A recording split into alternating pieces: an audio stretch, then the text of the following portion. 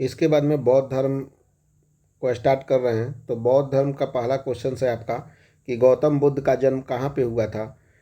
तो A option है Kundagram, B option है पाटलिपुत्रा, सी ऑप्शन है लुम्बिनी, सी ऑप्शन है सी ऑप्शन है लुम्बिनी और डी ऑप्शन है वैशाली।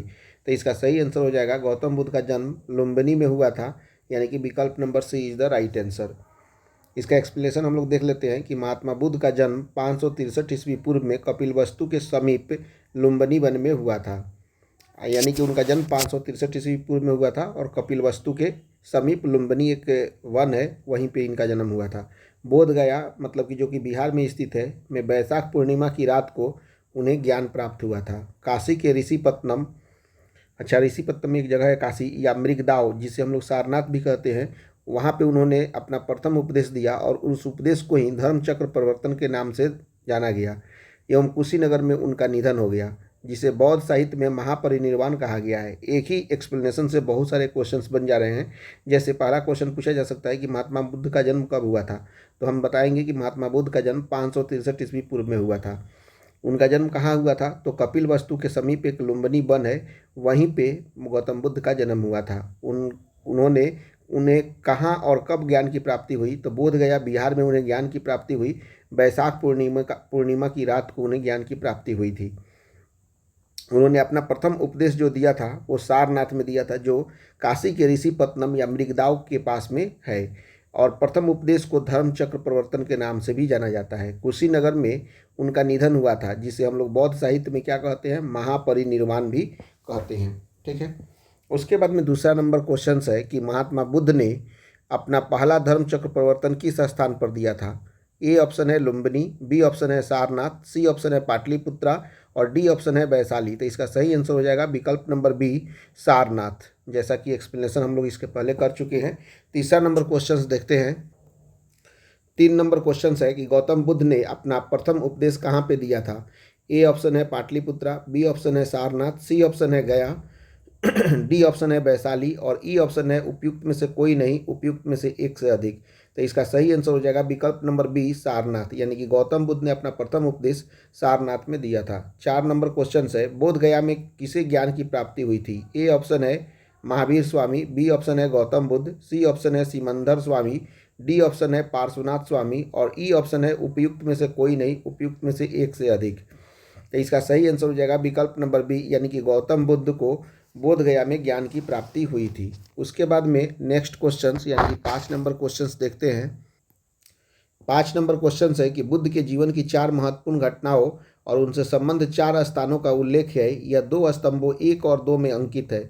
आपको इनका सुमेल ज्ञात करना है, मतलब कि आपको बताना है कि बुद्ध का जन्म कहाँ हुआ था। तो बुद्ध का जन्म जो हुआ था आपका लुम्बिनी में हुआ था, यानी कि 1 का हो जाएगा 3। उसके बाद में उन्हें ज्ञान की प्राप्ति जो हुई थी, ज्ञान की प्राप्ति हुई थी आपको बोध गया में, यानी कि 2 का हो जाएगा आपका 2 नंबर। उसके बाद में प्रथम प्रवचन जो दिए थे वो सारनाथ में दिए थे, यानी कि 3 का 1 हो जाएगा। और निधन जो हुआ था उनका निधन हुआ था कुशीनगर में, उनका निधन हुआ था, यानी कि 1 का हो जाएगा 3, 1 का 3 पहला ही ऑप्शन में है। 2 का हो जाएगा 2, 2 का 2 दिया हुआ है, 3 का दिया हुआ है 1 और 4 का दिया हुआ है 4, यानी कि विकल्प number c is the right answer. इस तरह से बुद्ध का जन्म जो हुआ था लुम्बिनी में हुआ था। बुद्ध को ज्ञान की प्राप्ति जो हुई थी वह बोध गया में हुई थी। बुद्ध ने अपना प्रथम प्रवचन जो दिया था वो सारनाथ में दिया था और बुद्ध का निधन जो हुआ था वह कुशीनगर में हुआ था। अब हम लोग नेक्स्ट यानी कि 6 नंबर क्वेश्चन देख लेते हैं।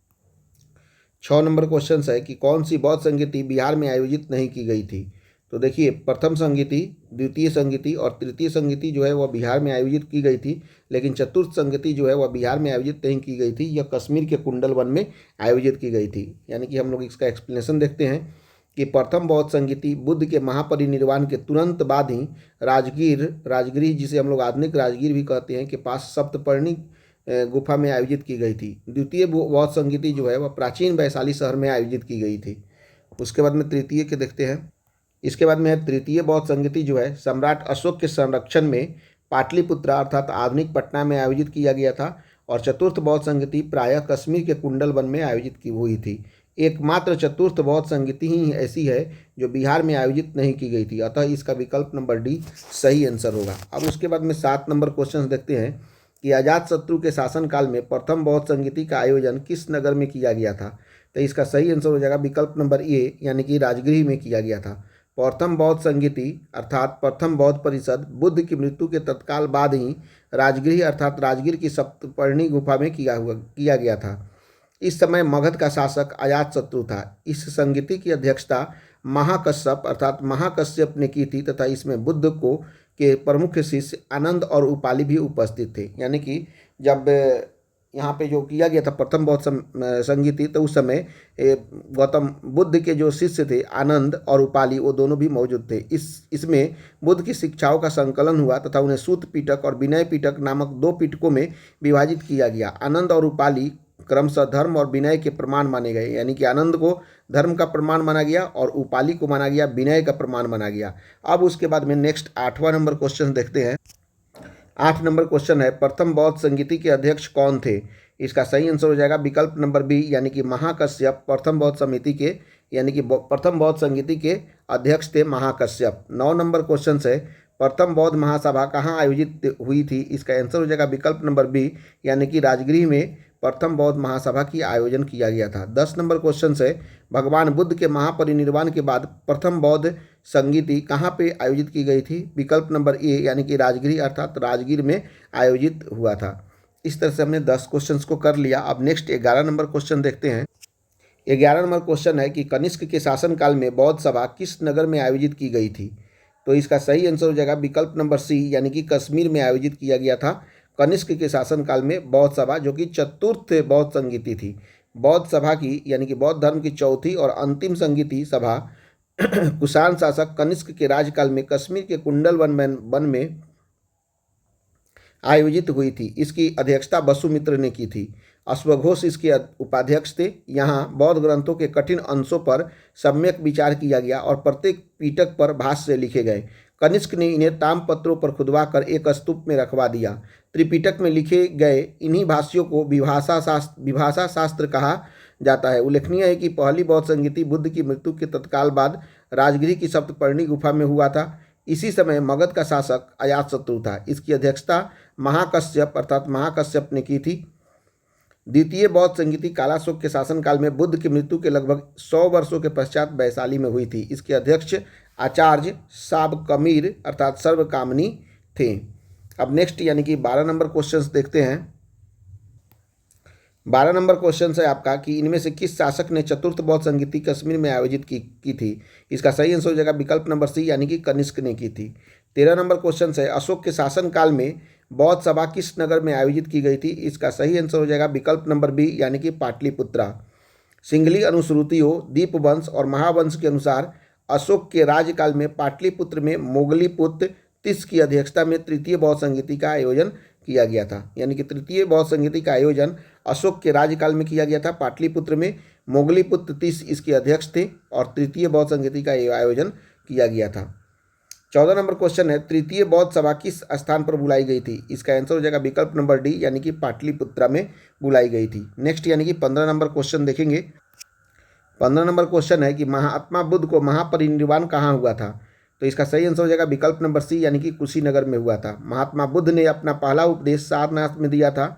इसके पश्चात वे बौद्ध धर्म के प्रचार के लिए कपिलवस्तु, राजगृह, वैशाली तथा कोसल राज्य गए। सबसे अधिक बौद्ध धर्म का प्रचार कोसल राज्य में हुआ। कोसल नरेश प्रसेनजीत ने भी अपने परिवार के साथ बुद्ध की शिष्यता ग्रहण की थी। अपना प्रचार करते हुए वे मल्लों की राजधानी पावा पहुँचे। यहाँ वे चुंद नामक लुहार की आम्र वाटिका में ठहरे। उसने बुद्ध को शुकर मद्य खाने को दिया। इससे उन्हें रक्त अतिसार हो गया और भयानक पीड़ा उत्पन्न हुई। इस वेदना के बाद वे कुशीनरा अर्थात कसिया जिसे बोलते हैं मल्ल गणराज्य की राजधानी थी, वहाँ पहुँचे। यहीं पे 483 ईस्वी पूर्व में 80 वर्ष की अवस्था में उन्होंने शरीर का त्याग कर दिया। बौद्ध ग्रंथों में इसे महापरिनिर्वाण के नाम से जाना जाता है। 16 नंबर क्वेश्चन है, त्रिपिटक किसकी धार्मिक पुस्तक है? इसका सही आंसर हो जाएगा विकल्प नंबर डी, यानी कि बौद्धों की धार्मिक पुस्तक है त्रिपिटक। इसका एक्सप्लेनेशन देख लेते हैं। त्रिपिटक के बारे में बताया जाता है कि त्रिपिटक बौद्ध धर्म ग्रंथों में सर्वाधिक महत्वपूर्ण है। बुद्ध की मृत्यु के बाद उनकी शिक्षाओं को संकलित कर 3 भागों में बांटा गया। इन्हें ही त्रिपिटक कहते हैं। ये है विनय पिटक। इसमें क्या है कि संघ संबंधी नियम तथा दैनिक जीवन संबंधी आचार विचारों का संग्रह विनय पिटक में किया गया है। दूसरा है आपका सूत पिटक, जिसमें महात्मा बुद्ध और उनके प्रिय शिष्यों द्वारा दिए गए उपदेशों का संग्रह सूत पिटक में मिलता है। और अभिधम्म पिटक में मिलता है बौद्ध धर्म के दार्शनिक सिद्धांत को अभिधम्म पिटक में लिखा गया। यानी कि 3 पिटक है, विनय पिटक, सूत पिटक और अभिधम्म पिटक। 17 नंबर क्वेश्चन है, निम्नलिखित में से कौन महायान धर्म और हीनयान धर्म के बीच मूलभूत अंतर का प्रतिनिधित्व करता है? विकल्प नंबर सी, देवी देवताओं की मूर्ति पूजन करना। बौद्ध धर्म के हीनयान संप्रदाय को मानने वाले मूर्ति पूजक नहीं थे, जबकि महायान संप्रदाय में बुद्ध को देवता मानते हुए उनकी मूर्तियों की पूजा की जाने लगी। यह बौद्ध धर्म के दोनों संप्रदायों में मूलभूत अंतर का प्रतिनिधित्व करता है। अब नेक्स्ट यानी कि 18 नंबर क्वेश्चन देखते हैं हम सब।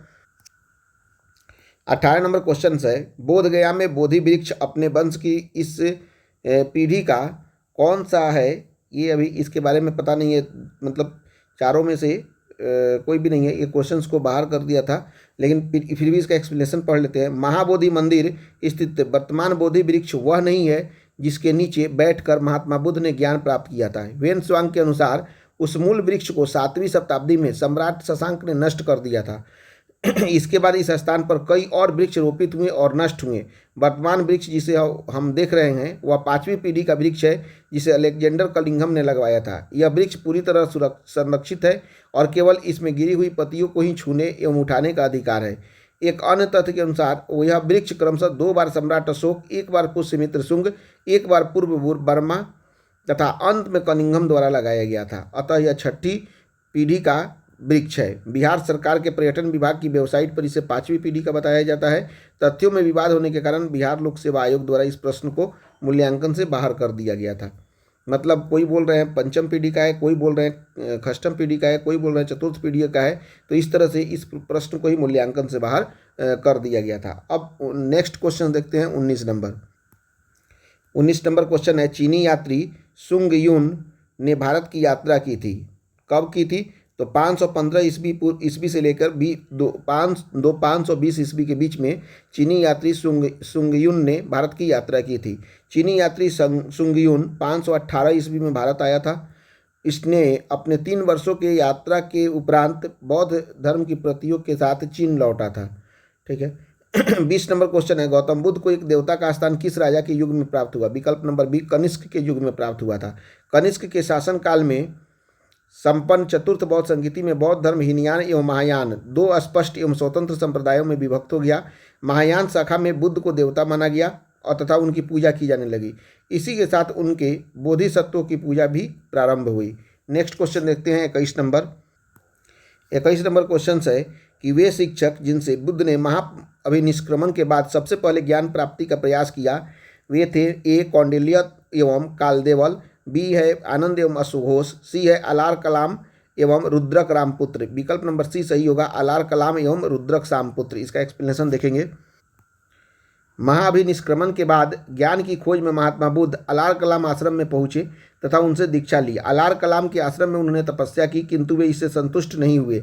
अलार कलाम सांख्य दर्शन के आचार्य थे तथा अपनी साधना शक्ति के लिए विख्यात थे। अतः अलार कलाम एवं रुद्रक रामपुत्र से महात्मा बुद्ध ने पहले ज्ञान प्राप्त किया था। 22 नंबर क्वेश्चन है, निम्नलिखित में से कौन सी बात बौद्ध धर्म और जैन धर्म में समान नहीं है? तो विकल्प नंबर सी, आत्मदमन जो है वह बौद्ध धर्म और जैन धर्म में समान नहीं है। अहिंसा दोनों में समान है। वेदों के प्रति उदासीनता दोनों में समान है। रीति रिवाजों की अस्वीकृति ये भी दोनों में समान है।